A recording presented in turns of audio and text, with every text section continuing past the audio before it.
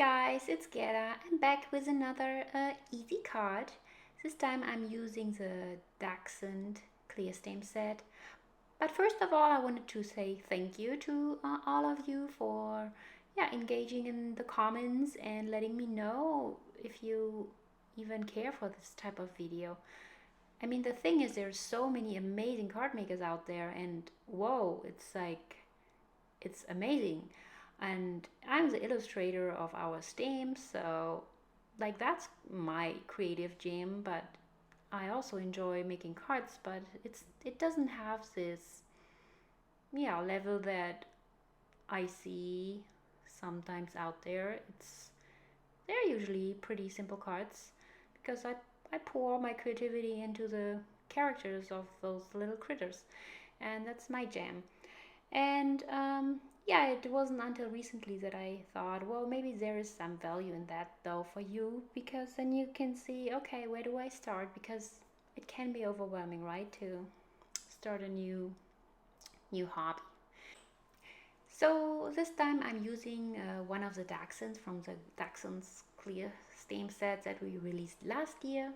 My friend in high school, her dad was breeding Dachshunds, so whenever I see Dachshunds, I'm thinking of her. And that was, yeah, and somehow my inspiration. That's how it usually goes, right? So I stamped the balloon around the belly of this little dachshund.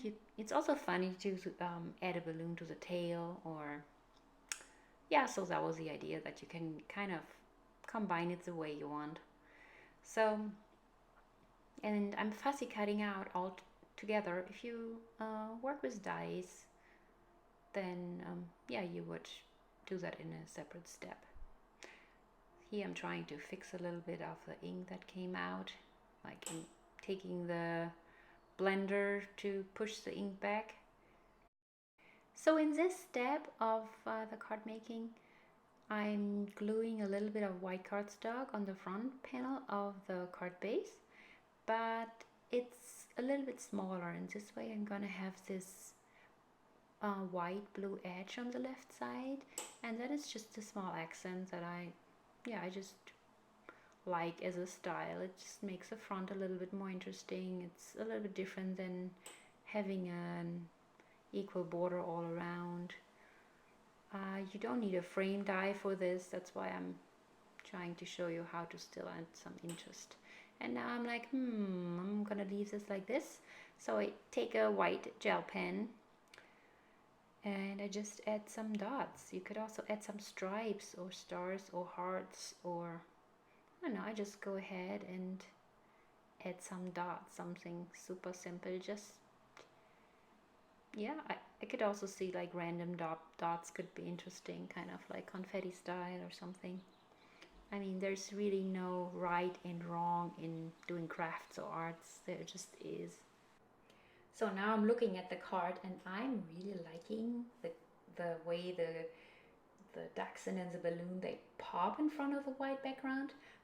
But I thought that's, I don't know, I just wanted to show you the option what you can do, that you can go in and add a little bit more color. So I chose a very soft green and I color in the grass. And yeah, then you can decide for yourself what style you like better. So you've basically seen both options.